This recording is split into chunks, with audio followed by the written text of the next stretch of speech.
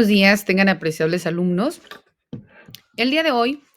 llevaremos a cabo nuestra cuarta y última cápsula informativa a través del tema que lleva por nombre Instrumentos Generales de los Derechos Humanos. Es importante que nosotros, independientemente del lugar en el que nos citemos, tengamos en cuenta que existen instrumentos jurídicos de índole internacional a través de los cuales nosotros podemos hacer uso cuando existan algún tipo de violaciones a nuestros derechos humanos y que quizá de manera genérica, pues nuestro país o dentro de nuestras normas jurídicas internas no los regulen o que por el contrario, sí los regulen, pero de una manera quizá un tanto más limitada. Entonces, recordemos que a partir de la reforma del 2011, donde se pondera en igualdad jerárquica, nuestra Constitución a los tratados internacionales, pues da cabida a través de la aplicación del derecho del principio pro persona, pues que apliquemos las normas jurídicas que conforme a nuestro derecho, pues nos sean más benéficas, ¿no? Si a nosotros se me ocurre, existe una vulneración a un derecho humano, en mi condición de mujer y mis instrumentos jurídicos normativos de índole nacional los contempla, pero de una manera mucho más limitada, yo puedo argumentar alguna violación a mi derecho humano a través de la CEDAW, ¿no? La Comisión sobre la Eliminación de todas las formas de discriminación contra la mujer, que es un instrumento jurídico internacional, y por qué no, también puedo citar mi Ley General de Acceso a las Mujeres a una Vida Libre de Violencia, mi Constitución Política de los Estados Unidos Mexicanos y demás, ¿no? Pero aquí estoy haciendo mención tanto de instrumentos jurídicos normativos de índole nacional y también, ¿por qué no?, de índole internacional. Es por ello que cuando nosotros hablamos de estos instrumentos de carácter universal sobre los derechos humanos, pues es importante tomarlos en consideración. ¿Por qué? Porque es a partir de los cuales se empieza a tomar operancia o reconocimiento y vemos que es a partir de la Declaración Universal de los Derechos Humanos de 1948 cuando se empieza a reconocer o ponderar esta forma de reconocimiento mismo de nuestros derechos como tal y que emanado de esto pues también se crea el Pacto de los Derechos Civiles y Políticos, el Pacto de los Derechos Económicos, Sociales y Culturales y un sinnúmero de instrumentos normativos que, repito, se regulan y que tienen como principal atención garantizar de manera más amplia el uso, goce y disfrute de nuestros derechos como personas. Vemos también que cuando nosotros estamos tomando en consideración nuestros derechos humanos, vemos que estos son importantes porque recordemos que los derechos humanos pues son el fundamento de la existencia, pero también de la coexistencia humana. De ahí que las características de los derechos humanos pues son universales, son inalienables, son imprescriptibles, son irrenunciables, son indivisibles, son interdependientes y emanado de estas características, bueno, pues podemos citar que están en el centro de todo lo que las Naciones Unidas aspiran a conseguir en un momento dado como forma de misión mundial de paz y también, ¿por qué no?, de desarrollo. Como he comentado, desde la aprobación de la Declaración Universal de los Derechos Humanos por la Asamblea General de la ONU en 1948, pues los estados, entendiendo estados como países, pues han debatido, negociado y acordado muchos centenares de principios fundamentales, pero también de disposiciones jurídicas que tienden a proteger y promover toda una serie de derechos civiles, culturales, económicos, políticos, sociales, con el único afán de garantizarlo desde una manera mucho más amplia. Es por ello que cuando hablamos de estos instrumentos jurídicos normativos, bueno, pues vamos a enumerar aquellos, quizá no la totalidad, pero aquellos que de manera mucho más amplia, pues también se consideran, ¿no? Y que van a ser aquellos acuerdos o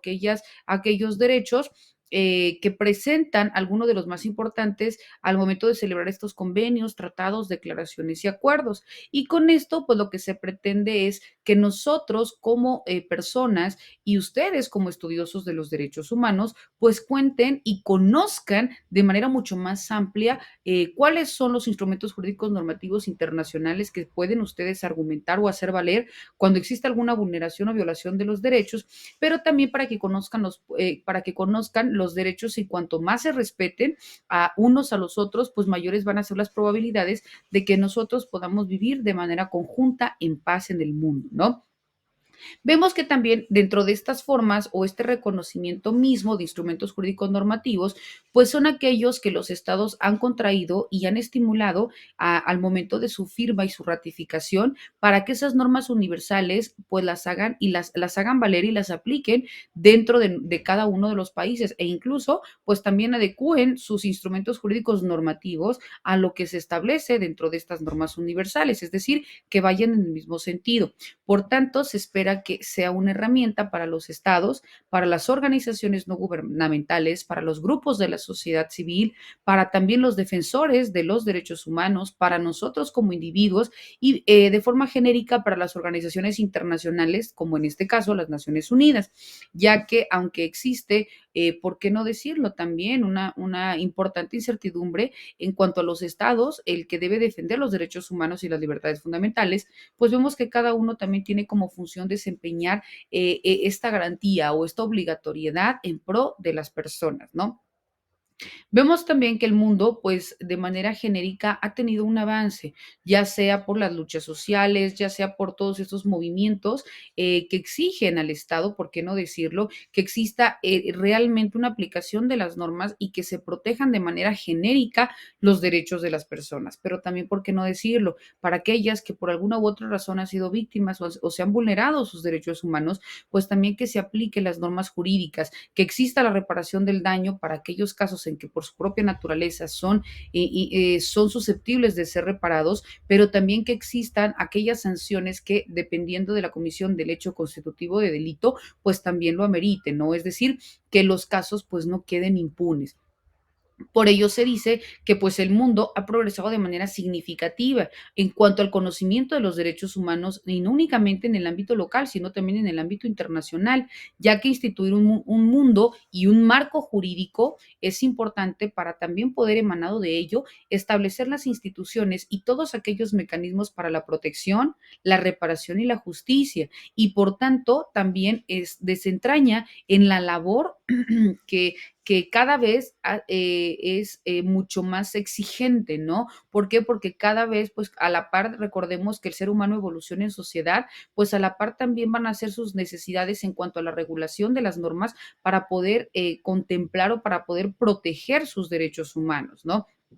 Es por tanto que lo que se pretende pues es a través de una lucha incesante reconocer en las normas jurídicas los derechos humanos de las personas, pero también para que a partir de estos instrumentos jurídicos normativos pues exista el pleno goce, reconocimiento y disfrute de estos derechos humanos. Ahora bien, vamos a citar los derechos o los instrumentos jurídicos más importantes a nivel internacional y por ello los vamos a reconocer como los principales instrumentos internacionales de derechos humanos. Cuando nosotros hablamos de estos principales instrumentos internacionales, bueno, vemos que han existido una forma genérica de poder tomarlos en consideración y dentro de estos mismos instrumentos, pues también existe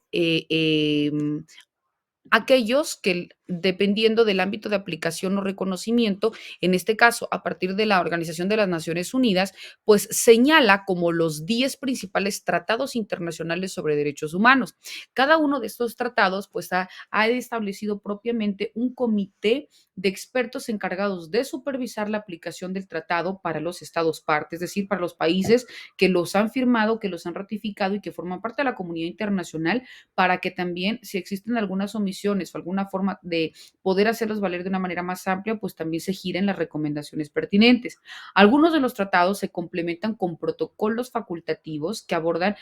determinadas cuestiones específicas, mientras que el protocolo facultativo de la Convención contra la Tortura establece de manera explícita un comité de expertos. Dentro de estos, bueno, se cita uno de ellos que es la Convención Internacional sobre la Eliminación de todas las formas de discriminación. Se cita también el Pacto Internacional de los Derechos Civiles y Políticos. En ese mismo orden se encuentra también el Comité de los Derechos Humanos. Se encuentra también la Convención sobre la Eliminación de todas las formas de discriminación contra la mujer, mejor conocida por sus siglas en inglés como CEDAW. Se encuentra también la Convención contra la Tortura y otros tratos o penas crueles, inhumanos o degradantes. Se encuentra en el mismo sentido la Convención sobre los Derechos del Niño. También se encuentra la Convención Internacional sobre la Protección de los Derechos de todos los trabajadores migratorios y de sus familiares. Asimismo, la Convención Internacional para la protección de todas las personas contra las desapariciones forzadas. Se encuentra también la Convención sobre los Derechos de las Personas con Discapacidad.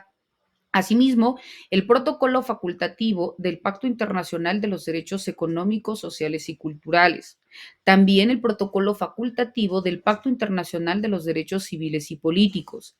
Se encuentra el segundo protocolo facultativo del Pacto Internacional de los Derechos Civiles y Políticos destinado a abolir la pena de muerte. Se encuentra también el protocolo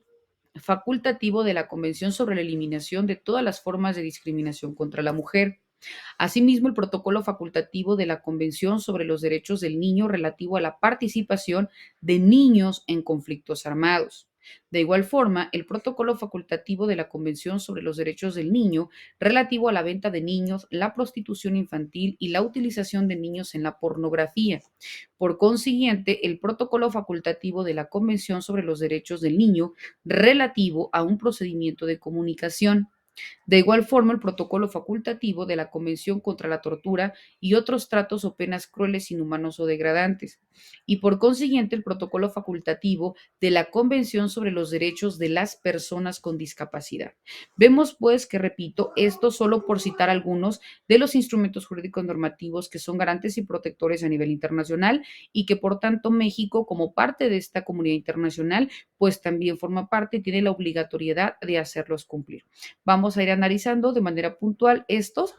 y muchos otros temas más dentro de nuestras sesiones virtuales. Les deseo mucho éxito y quedo a sus apreciables órdenes.